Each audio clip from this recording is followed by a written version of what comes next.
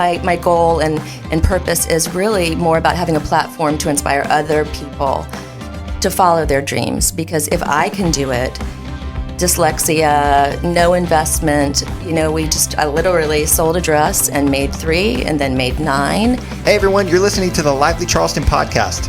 Our goal with this show is to interact and tell the stories of the amazing people, places, and businesses that make Charleston the best city in the world. If you haven't already, make sure to subscribe to iTunes, Spotify, and YouTube. Also, make sure to check us out on Instagram and Facebook, where we drop regular content throughout the week. Hey everyone, I am Scott Kafka, and this is the Lively Charleston Podcast, where we interact and engage with the people and places and businesses that make Charleston the best city in the world. So, I'm extremely excited to introduce you my guest today. She is a local fashion designer, patent holder, so many different things that I can't wait to dive into. Miss Cristy Pratt with MORPH Clothing line. How are you today? I am fabulous. Thank you so much for having me on. Absolutely. Y'all, story is, for me anyway, how I ran into this wonderful person. It was social media, actually. I was looking for a gift idea for my sister, my girlfriend, whatever. Yeah. And I was just scrolling on the gram, and boom, there it was. Yep. And if y'all can't tell by the video, she has a very distinctive look. And I don't know, I just started, and I'd see her more and more and more, all on social media. And then one fateful day here in the recent past, she walked through a door, and I was like, hey, I recognize you. I love it. I get a lot of that. I got to behave myself out in public. Yeah. Well, got to meet her out, and with her and her lovely husband and family, and she agreed to do the podcast. Absolutely. It's a wonderful podcast, so I'm very thrilled to be on. Thank you. No, absolutely. So tell me how you kind of end up in the fashion industry. Yes. Well, it's a very unorthodox or untraditional way. I didn't study fashion. I've always loved style and felt like I was a do-it-yourself kind of a person. But I have a degree in psychology, so I certainly wasn't using that. And after a lot of corporate stuff, I just knew I wanted to get out of there. And I received my grandmother's sewing machine, and I had only really sewn curtains until that point. And I got excited, and I was like, okay, well, let me get some Vogue patterns. And I found a bunch of sewing patterns from like a vintage store. And I tried to read them and bought tons of beautiful fabric. And I was going to make these gabardine pants for some reason in Miami, which is ridiculous. It's basically like wearing wool or something. Yeah. But anyway, I had such a hard time reading these patterns. I mean, they're very, very intricate. And if you mess something up, then very expensive fabric is done. But in a way, I think that kind of helped me start to do my own thing. I am dyslexic, and so I kind of work backwards. Mm-hmm. When I design something, I cut first and measure later, which doesn't always work too well. But in doing that, some of my limitations ended up being gifts, because I don't think if I had traditional training that I would have made the dress, because I wanted the dress to do a whole lot of things, and it had to, because my sewing skills, I mean, I was teaching myself everything, and so I figured if I could make this piece do this, I wonder if it could do this, and I wonder if it could do that, and it took me well over a year to actually create it and to make it look beautiful on every woman. That's really my goal. So you have to keep those things in mind, and our sizing is unlike any other sizing on the planet, and there are a lot of little challenges that come with creating a piece that can do 60 things, and so that's how I started. I call it my cloffice, where it was a closet office type thing. I had 2 little kids at the time, living on the beach in Fort Lauderdale, and just got obsessed with sewing, and was woken up in the middle of the night to keep going and going and going. And I'm like, what the heck am I doing? Yeah. And, one day it finally clicked, and I put this piece on, and I went to a girlfriend's birthday party, and she literally bought the dress off my back. And I went home in flip-flops and shorts, which I don't own either. I don't wear, but yeah, that's how it started. And I knew I was kind of onto something at that point. So yeah. So your dyslexia, it sounds like my mind is going everywhere right now because I've done some research, on you. I'm just watching. You've given me a lot of information. Y'all, you are also a pianist and into music, but you're also self-taught. Yes, yeah. So I wasn't self-taught with music. Okay. So I went to a music school, and I got accepted for music composition. Mm-hmm. So it was already tough enough to read, but I could make up stuff and play some crazy stuff. Right. I just couldn't write it. You couldn't write it? You can read it, but you can't write it? Yeah, well, I would have the professors perform it for me because after I started writing without a piano because it became too frustrating because I could play better than I could write. Okay. And so I just started kind of writing it without a piano, and then I couldn't play it. So I still have a love and passion for music. It's probably the thing I love the most. Okay. But yeah, again, it's what can be a limitation can really be a sounding board. I really prayed, God, change my brain. Let this be easy. Let me, figure out how to do this in a traditional way, like reading a dress pattern or something like that.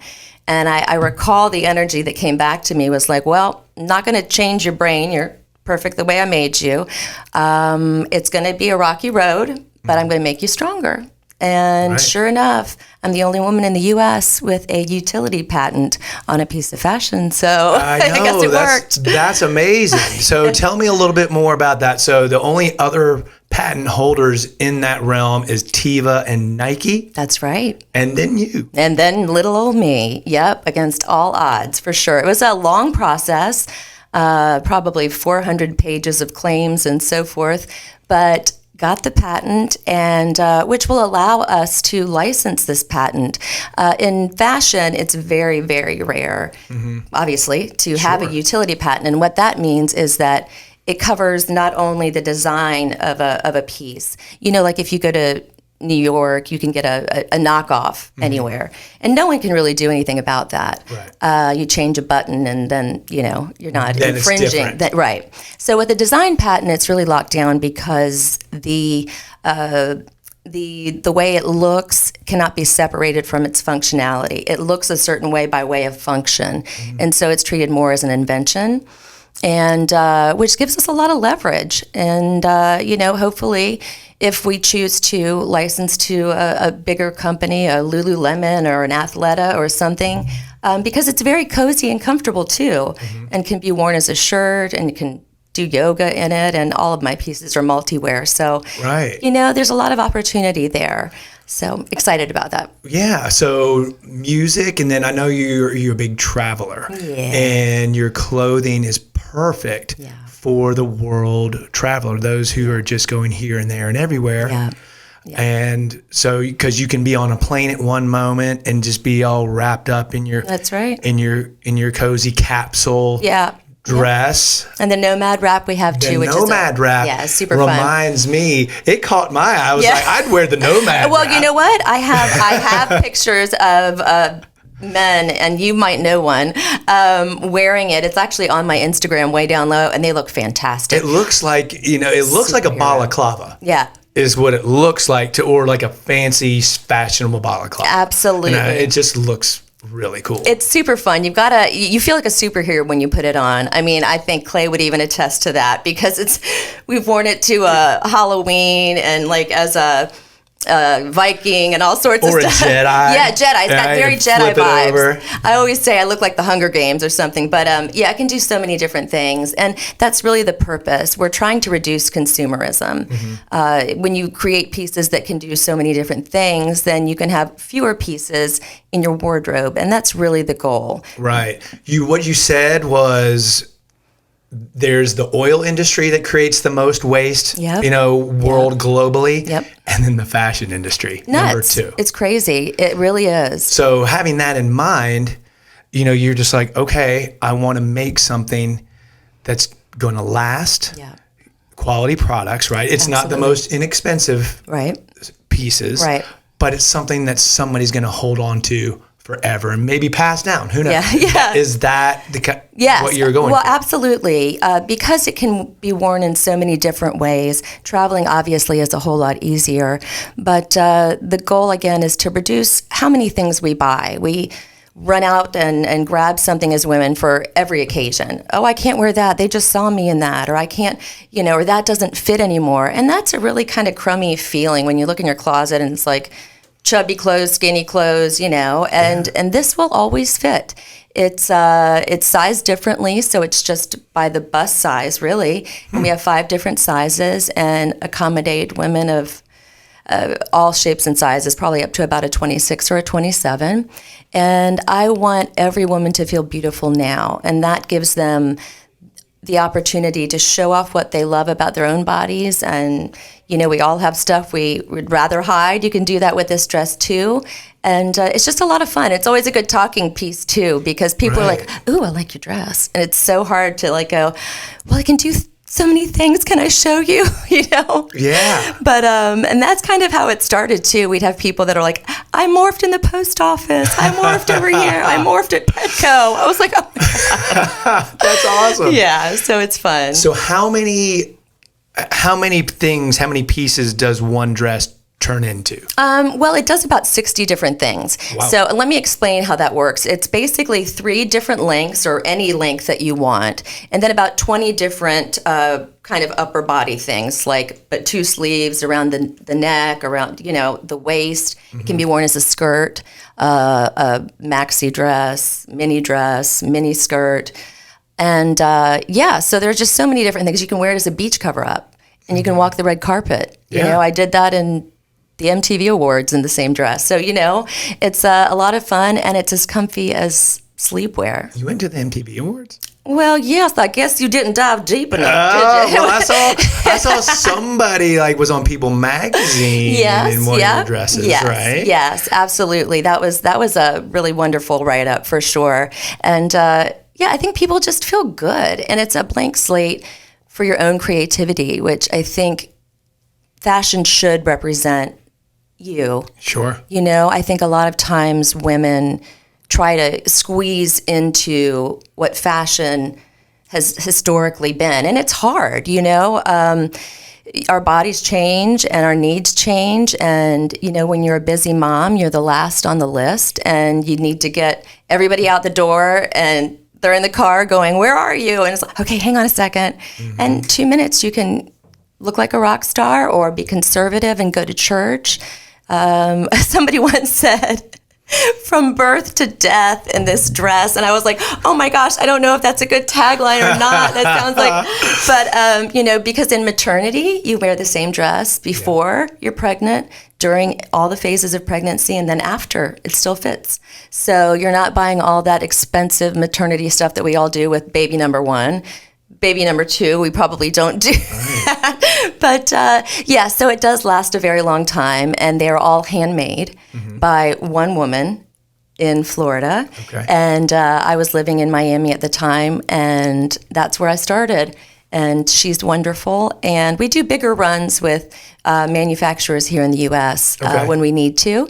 But I want to keep everything U.S. made. I'm very proud of that. Yeah. So, there's things that you're super proud of, your patent. Yeah. And then what's another thing that really hit me when you answer some of my questions is you use the term modern family. Yeah. That you're proud of your modern family. Very. And I have to give a shout out to my ex-wife. Yeah. Because that's what we are too. That's what we say, we're a modern family. That's awesome. And so it's really cool. Of course, it's terrible in the beginning, and but now here we are years later, and we're doing all this stuff together now. I know, it's amazing, and we have definitely had they have a better divorce than we did in marriage. And we are now at that point too, where it's like so cool. Like he and Clay are friends, and we go to soccer games together, and Awesome.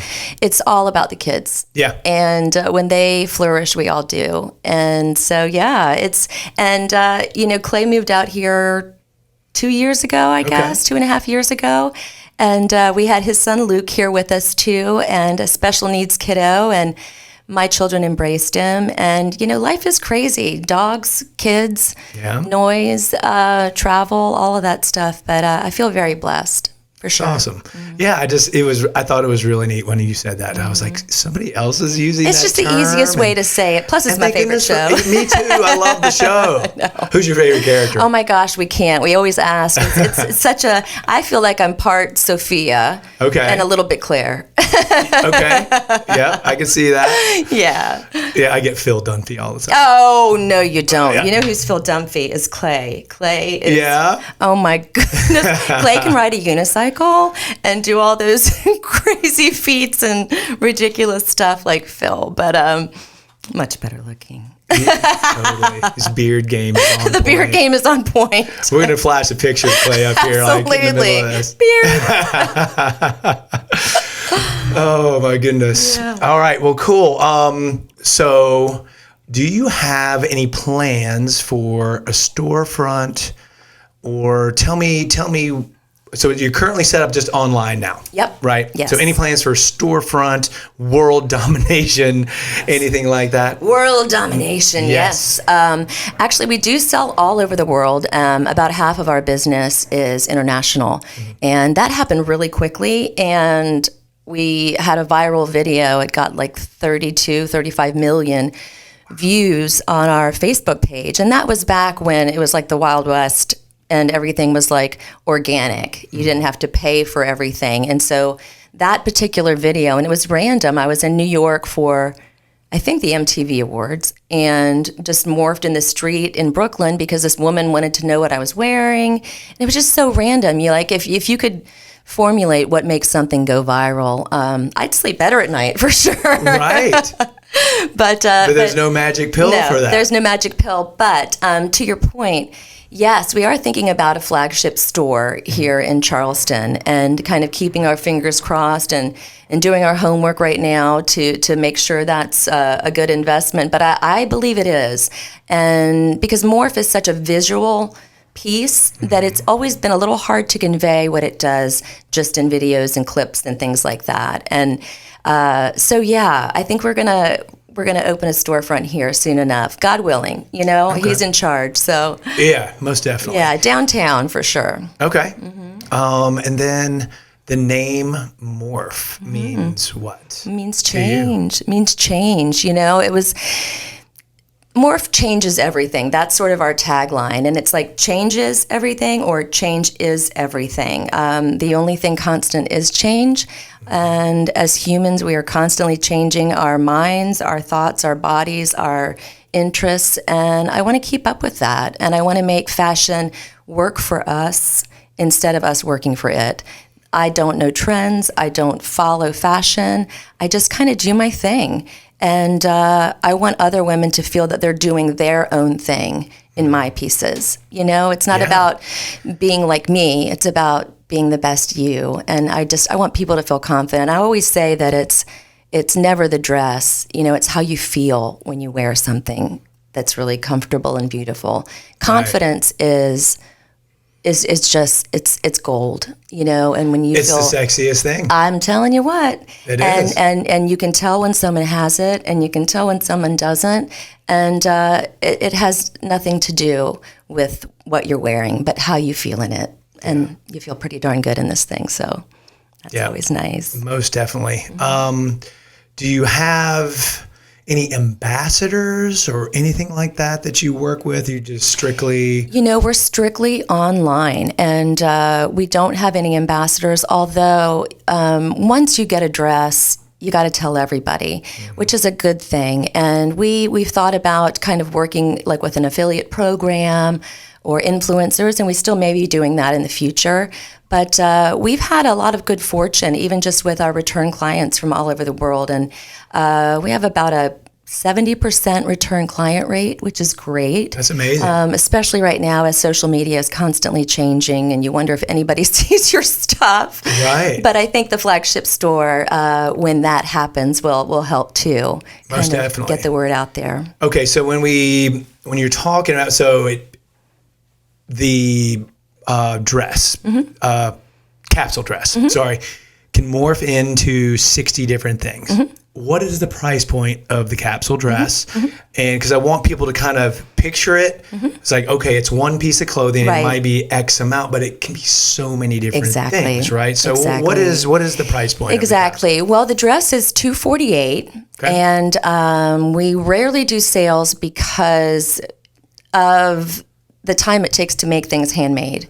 So we sell out of things very quickly, and we spend our time making them beautifully. You know, everything is meant to last. And this dress has to stretch and twist, and you have to be able to wear it long, and then it has to stay and wear short. And so quality is absolutely everything.